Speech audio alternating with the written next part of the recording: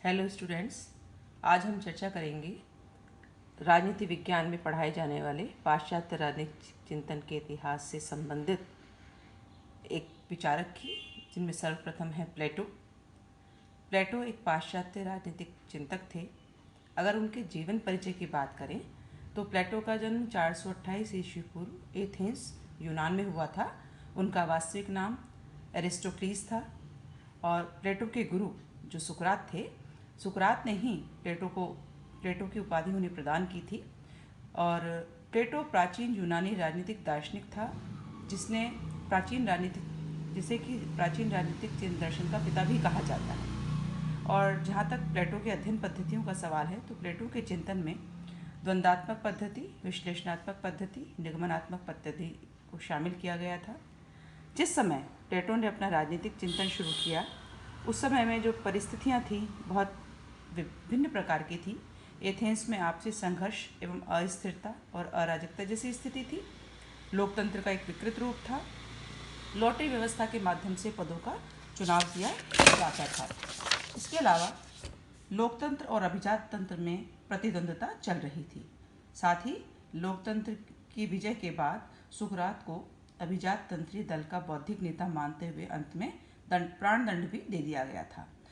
इसके पश्चात प्लेटो ने अपने गुरु की मृत्यु से सबक लेकर, एक अनुभव लेकर, वो अत्यंत दुखित हुए और प्लेटो ने एथेंस छोड़ दिया। और यह 399 ईस्वी पूर्व की घटना है। और वर्षों तक यूनान, मिस्र, इटली की यात्राएं कर इन देशों की शासन व्यवस्थाओं का अध्ययन किया।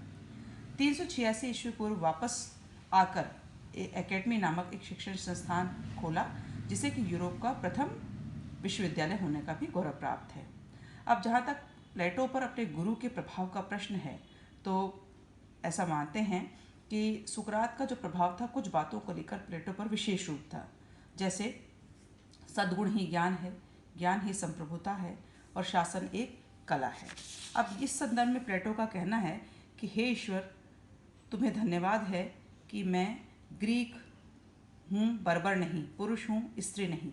इससे भी ज़्यादा महत्वपूर्ण बात यह है कि मैं उस युग में पैदा हुआ जिसमें कि सुकरात पैदा हुआ था। तो इस प्रकार प्लेटो ने अपने गुरु का बहुत आभार व्यक्त किया है और ईश्वर को धन्यवाद दिया है कि वो उन्हें सुकरात जैसा गुरु मिला।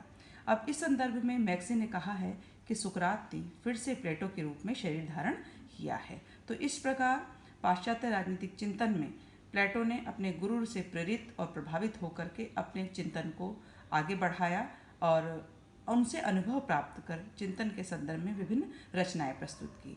प्लेटो की जितनी भी रचनाएं हैं वो सभी संवाद शैली में हैं, जिनमें प्रमुख निम्न अनुसार है। पहली है द रिपब्लिक।